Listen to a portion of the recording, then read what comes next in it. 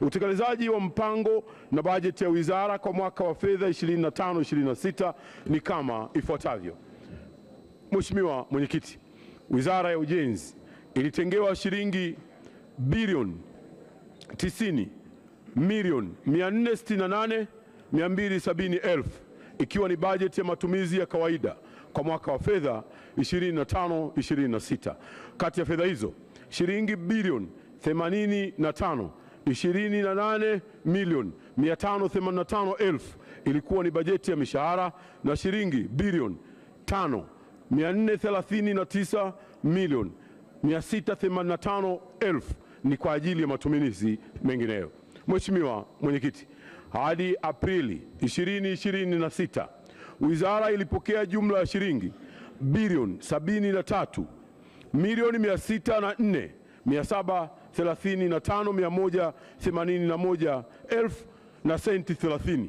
Kati ya fedha hizo shilingi bilioni 70,533,041,808 na senti 41 ni kwa ajili ya mishahara ya watumishi wa wizara na taasisi, na shilingi bilioni 371,693,372 na senti 89 ni kwa ajili ya matumizi mengineyo ya wizara na taasisi zake. Mheshimiwa Mwenyekiti, bajeti kwa ajili ya miradi ya maendeleo iliyotengwa kwa Wizara ya Ujenzi kwa mwaka wa fedha 25/26 ni shilingi trilioni 1 bilioni 813,190,934,000. Kati ya fedha hizo shilingi trilioni 1 bilioni 209,223,117,000 ni fedha za ndani na shilingi bilioni 603,967,817,000 ni fedha za nje. Kati ya fedha hizo za ndani shilingi bilioni 688,756,470,000 ni fedha zilizotengwa kwa ajili ya bajeti ya mfuko wa barabara na shilingi bilioni 520,466,647,000 ni fedha kutoka katika mfuko mkuu wa serikali. Mheshimiwa Mwenyekiti, fedha zilizopokelewa kufikia Aprili 2026 ni shilingi trilioni 1 bilioni 395,658,301,112,000 na senti 9, ambapo kati ya fedha hizo shilingi bilioni 786,102,916,695,000 na senti 88 ni fedha za ndani, na shilingi bilioni 609,555,384,416,000 na senti 21 ni fedha za nje.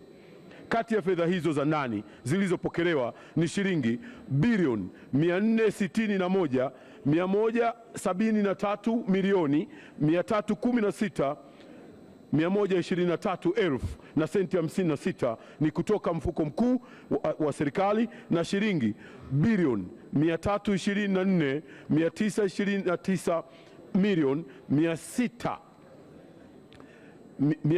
329,929,600,572,000 na senti 32 ni za mfuko wa barabara.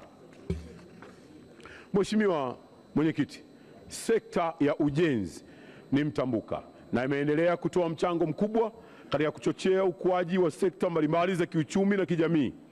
Kwa mujibu wa kitabu cha hali ya uchumi wa taifa cha mwaka 2024, sekta ya ujenzi imekuwa ni ya pili katika kuchangia kwenye pato la taifa, yani GDP, ambapo katika mwaka 2025 imechangia kwa asilimia 11.9.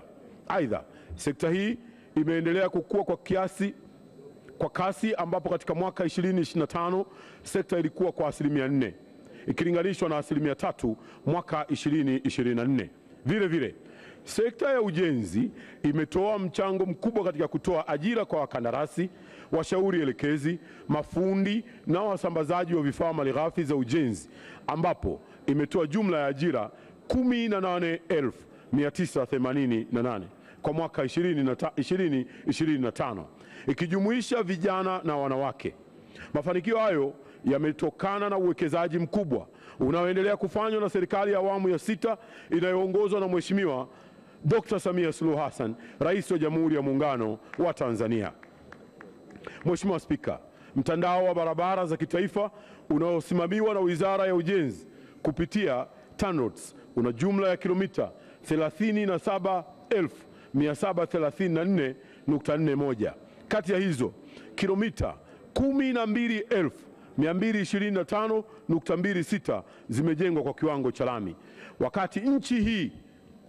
Mheshimiwa Mwenyekiti, wakati nchi hii inapata uhuru mwaka 1961, mtandao wa barabara za kiwango cha lami ulikuwa na urefu wa kilomita zisizozidi 1,360 tu.